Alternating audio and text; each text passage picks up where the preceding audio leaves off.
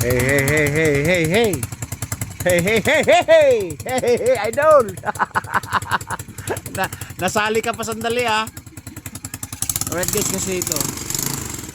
Ano na, nagluluko yung ano namin. Pag ginamit mo to, wari maka 200 meters ka na o 50 meters, bigla siyang humihinto. Kasi kaso ang nangyari nga guys, yung tubig, yung gasolina may halo ng tubig. Kaya ngayon, kanina pa nilinis ang tangke yan, kaya pinilitan po siya ng gasolina. Alright, ayun o. Yan o. Yan yung pinagpalitan na gasolina. Pinaglinisan ng tangke. Ito. Alright.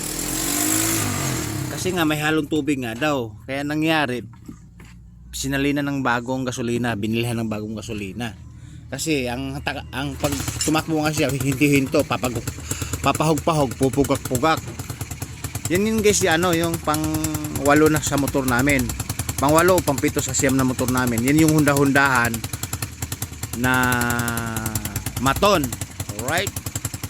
Matipid na po sa gasolina yan dahil yung carb po niyan mula po sa Badja. Alright. Invention po yun. Hindi katulad po nito sa hunda-hundahan namin. Malakas po ang gasolina nito dahil yung carburetor po niyan standard po yan. Standard na mula pa sa hunda-hundahan mismo. Alright. Kaya reklamo kami sa ano niyan, sa gasolina, malakas lumamon, malakas humigop. Pero kondisyon na po yan dahil bagong baba po yung makina. Naka 8,000 kami niyan, tapos naka 4,000 kami sa hub. Kaya kondisyon na po yan. Ang problema naman ngayon yan, malakas kumain ng gasolina. Kaya hindi pa namin na-install yung hindi pa namin natipiran ng carburetor, right? Ito naman okay na. Iwan ko lang kung maging okay na kasi pinalitan nga daw ng gasolina to.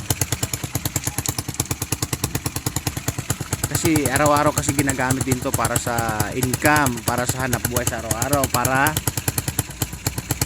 kumukoleksyon ng mga items o karton sa kayamanan ng Pilipinas, sa bodega, sa suki namin sa bayan, alright? Ito, ibig sabihin, dinidrin mo na rin to yung naidrin mo na rin to yung tubig nito. Kahit hindi mo tinanggal, okay, basta idrin mo lang. Kaya muna naka to, yung lahat maubos yung gasolina, naka-off to eh. Kasi ang sikreto kasi pag malaman mo pag may tubig wala, naka-off yung gripo sa gasolina. Ngayon naka-under siya, maubos ngayon yung gasolina doon mismo, yung stock sa curb, sa carburetor. Alright? Kondisyon ito guys. Push button pa naman to. Kung kailan bulok, di ba? Push button po yan, push button po yan. Pandarin mo para maubos. Pandarin mo para maubos yung tirang gasolina dun sa may ano. Yan. Kasi guys, sa push button mahina yung battery kasi matagal naka-stack yan, may 1 linggong naka-stack yan kaya walang pundo yung kuryente doon sa battery. Kaya pag pinindot to sa push button, para lang siyang nakuryente, gumaganon lang, hindi siya nagtutuloy. Kasi guys, nangyari, butas kasi yung gitna ng takip ng tangke, kaya minsan pag umulan ng malakas pinapasok ng tubig, kaya naghahalo dun sa loob. Alright, kailan maubos mo yan? Alalayan mo lang sa gasolinador mo, alalayan. Pag dito humagok na sa gasolinador, may ibig sabihin ubos na. Ayun guys, nilinis nga. Tulog pa kasi ako, kagigising ko lang. Kaya nagkalat lahat yung mga gamit. Ayun gamit ng motor po yan. Mga tornilyo, siyapa, at ibang gamit pa. Tapos nilinis ng gasolina yung tangke. Kasi nga, barado nga rin yung gripo. At dahil may halo ng tubig. Alright? Kaya bumili nga din po bumili daw sila ng gasolina para isinalin doon. Bagong gasolina, bagong bili. Pero yung luma, yan nga yung andito. Ngayon guys, pwedeng isalin yan. Ayun guys, kitang kita nyo, maruming sa ilalim. Ayun puro kalawak. Kitang kita sa light resistance. Ayun O, di ba? Puro kalawang. Tingnan mo, puro kalawang sa ilalim mo. Okay. So, yung pinakababa may tubig na malinaw.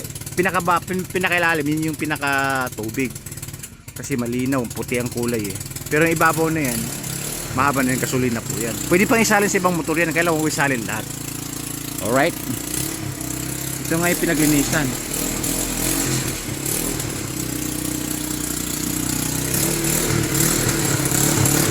Gasolina pa ba to? Gasolina? Ha? May dumi. Oh, may dumi. Oy, kasi guys, nangyari, binaba nga yung tangke, nilinis, tinanggal yung pinaka-gripo. Kailan maubos mo yan. Pag humagok na yung ano, yun, naubos na yun.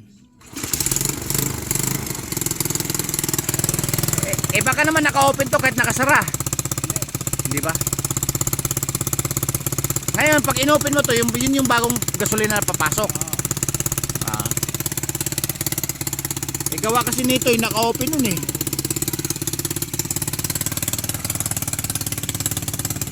Alright guys, pinakita ko lang sa yung routine ngayong araw kasi inayos lang namin yung motor na Honda-Hondahan na Maton na pangpito sa siyam na motor namin. Kasi yung ibang motor namin guys nakaparada doon sa tulay sa taas dahil dito wala nang paradahan.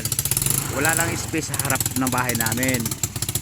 Ayan, ginagamit po yan guys yung Maton na yan dito sa trolley, pinangahatag din kasi may installation po sa puwitan yan. May suotan ng sabat. Alright. Again, yan yung pang 7 sa 8 o pang 9 na motor namin. Maton, Honda-Hondahan. Matipid po yan sa gasolina. Alright. Bababa ko na guys. Ayan guys. Overwhelming ka na naman kami sa stocks. Biyahe deliver ng mga bukas Makalawa. Tapos yung plastic, parami na naman. Alright. Babo. Honda-Hondahan.